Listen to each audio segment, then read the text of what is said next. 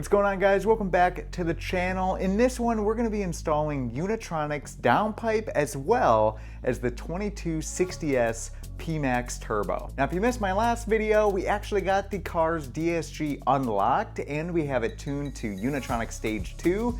Absolute blast, by the way. After the downpipe and the turbo install here in this video, we're gonna have to flash it to Unitronic Stage 3, ECU and TCU. So I'm super excited about that. Finally gonna have a Stage 3 GTI in the garage after everything's all said and done. So the aim of this video is to get the downpipe installed and the turbo, of course, and hopefully get a first start out of this whole system. And then in the next video, we're gonna take this thing for a rip, give you first impressions, driving footage, all of that fun stuff. So we have a big job cut out for ourselves here today, or at least me. So I'm gonna get started. But before I do, I just wanna say I unboxed the downpipe and the turbo already, and the quality of the Unitronic downpipe is absolutely fantastic. The welds look great, everything looks great on that. And obviously the turbo, being a brand new turbo, looks good as well. But I'm curious to see what the size difference is versus the stock one. So we might take a look at that once I get the stock unit out. Anyways, with all that being said, let's jump straight into the install and get going. First things first, we gotta remove the O2 sensor on the top portion of the downpipe. Then I'm gonna remove the downpipe V-band clamp. It was really helpful to have a super thin 1/4" drive ratchet for this. The one I'm using is actually from Gear Wrench. And after that, we need to loosen up and remove the piece that holds the secondary O2 sensor cable from the firewall. Now it's time to get the car up into the air so we can tackle a few things underneath. We have to remove this downpipe bracket as well as this chassis support. And then loosen up the exhaust clamp connecting the downpipe to the rest of the exhaust system. With the help of multiple long wobble extensions, we are then able to take out 2 bolts that connect this little shield that goes above the front axle. This can be a little tricky, so take your time. Mine literally just fell out of there.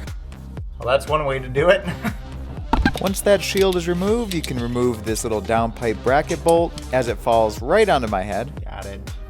Then we just gotta loosen up the dog bone mount here by removing those 2 bolts. And this is where things started getting a little bit more tricky. So I ended up having to drop the subframe about 1 inch to get enough clearance to get this downpipe out of there. And after enough persuasion, the downpipe was finally out of there. Ooh, yes. Oh my God, it's a cat and a cat. What are you doing? Huh. Well, I'd be lying if I told you guys that that downpipe job was easy. That was not easy at all. But the thing is out, and now we can start removing the turbo, I guess. I do have to probably get new subframe bolts because I loosened that subframe to get everything out of there. I only lowered it about 1 inch, but I'm sure the alignment will need some work after this. But let's go up top and start removing the turbo. The next thing I'm doing here is just removing that Unitronic intake. Our main objective is to make as much room as possible to get that turbocharger out from the top.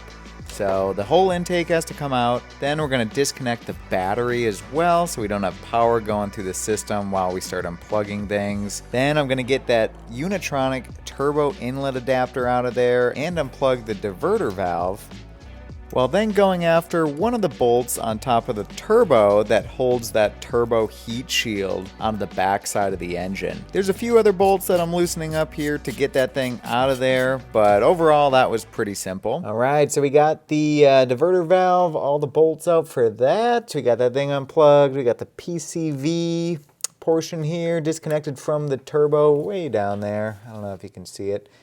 But that's done now, so I think I got a couple of these connections disconnected as well, but we basically got to remove our coils, get this harness out of the way, and then we got to remove these camshaft actuators. We got to get these out of here, and then move on to all the lines that connect to the turbo, the coolant and the oil. So we got some work yet to do, but I think we got some good progress so far.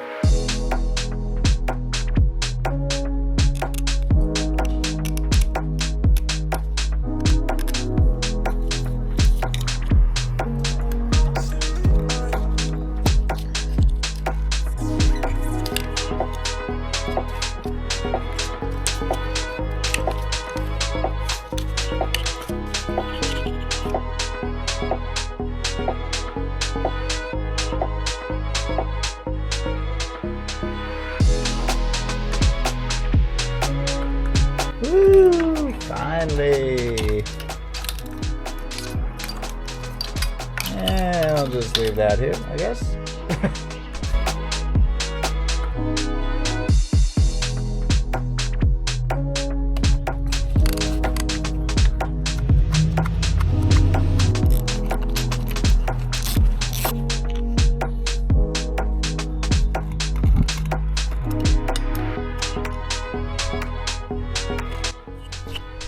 Pain in the butt for some reason. This little guy and this bigger guy saved the day, but wow, that coolant line was tricky.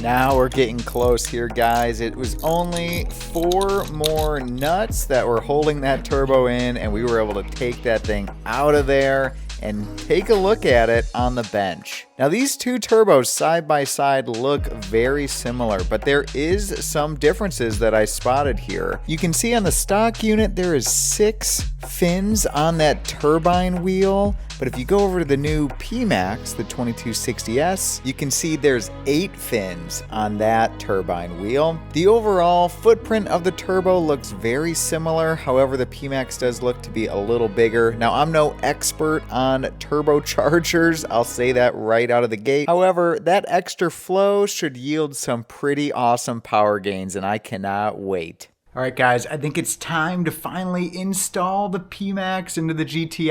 I have replaced the seals for all of the oil connections and the coolant connections that are going to go into the Pmax. Now it's just kind of a reverse process of taking the old unit out of here when we install this new one. So I'm excited to see how this thing fits in there.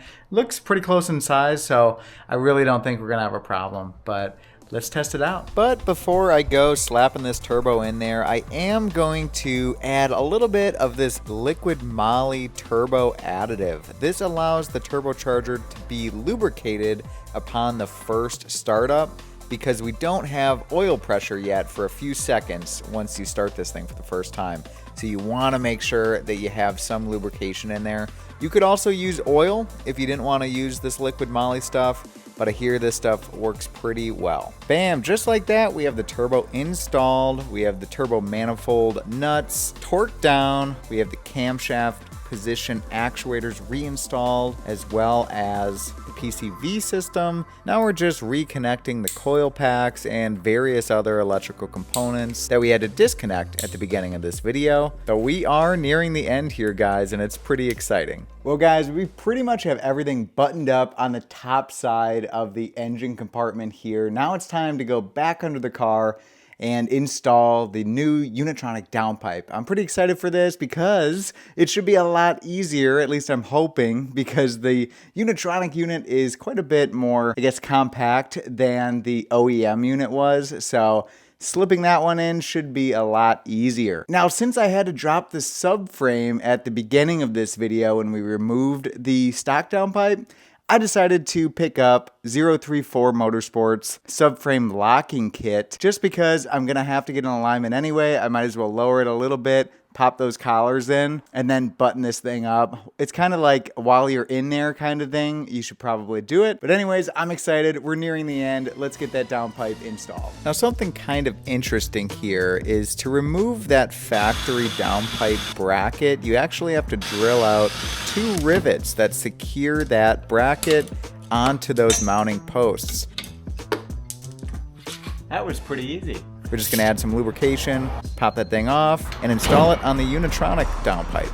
Installing the Unitronic downpipe was significantly easier than removing the factory one, like I said, because it was kind of a thinner profile, which is nice. And again, that Unitronic downpipe is a beautiful piece of art in my opinion. It looks fantastic and it went together flawlessly. So very cool, love that. And it mated right up to our AWE Touring catback. And now to tackle probably the hardest part of this install, or at least the second hardest next to that lower oil return line on that turbocharger, it's this subframe. So I ended up lowering this entire subframe by removing all the subframe bolts, and then installing the 034 locking collars. Installing the locking collars and supporting the subframe wasn't really that difficult. The tough part was getting everything realigned, because once those locking collars are in place, there is pretty much zero room for error. The bolts have to line up perfectly. So you have to get that subframe just right so everything aligns. All right, we got the 2 rear subframe bolts installed with the collars. I'm just trying to get the front of the subframe lined up, and I think we're gonna need the crowbar here to kind of persuade the front part of the subframe to go in line. It's so close, I just have to kind of shimmy it over, hopefully, and then we'll be done. With this, we just got to torque it back down then, and then, yeah, I think we made some good progress so far, so let's see if I can get this. Cross your fingers. And of course, I'm happy to report that after a few hours of messing with this, I was able to get everything aligned. And right now we're just torquing the bolts down. This was pretty tough in a way because these subframe bolts require 70 Newton meters plus 180-degree turn. So we had to mark these bolts to ensure I'm getting the correct angle on these for final torque. And I did this with a breaker bar.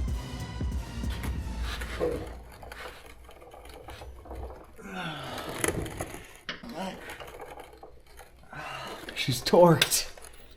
Oh my god, what a fun job, huh? Those subframes. What a blast. As you may have picked up on, the subframe was not my favorite part of this install, but we are nearing the end. So now it's just reinstalling the intake and flashing software. So you can see here I have a battery tender on the battery since it's been down for a few days. I want to make sure we have a full charge on this pack. We're going to get the software loaded on the car, and then it's time for the first start. And after just a few minutes of loading software, it's time for the first start.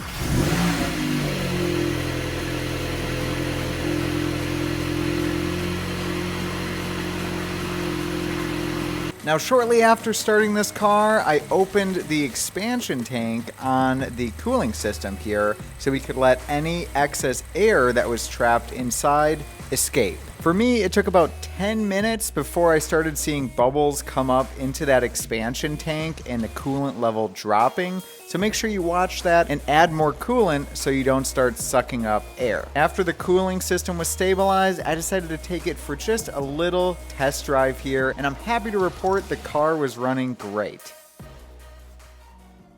Well guys, that's gonna do it. Stage 3 on the MK8 GTI has been completed. Software is loaded, the car is running great. 2260S Pmax install and downpipe install. I hope you guys enjoyed this video. I've been driving this car for a few days since that last video clip, and I gotta say, it has been absolutely awesome. I just filled up with some E85, so I'm really excited to see what this car does now. Now, quick note, it is running a low torque file for the time being because the high torque file requires MPI. So, still low torque, but we should be at around 470 horsepower, 425 pound-feet of torque, which is super cool. At the crank, I might add, not the wheels. Anyways, guys, thank you so much for watching, and a big thank you to Unitronic for partnering with me during this video series. The next video in this series, guys, we are taking this thing for a rip. We're gonna get you inside driving footage, exhaust clips, all that fun stuff, so make sure you stay tuned. The next one is gonna be a fun one. So you guys have a great day. I'll catch you in the next video. Bye.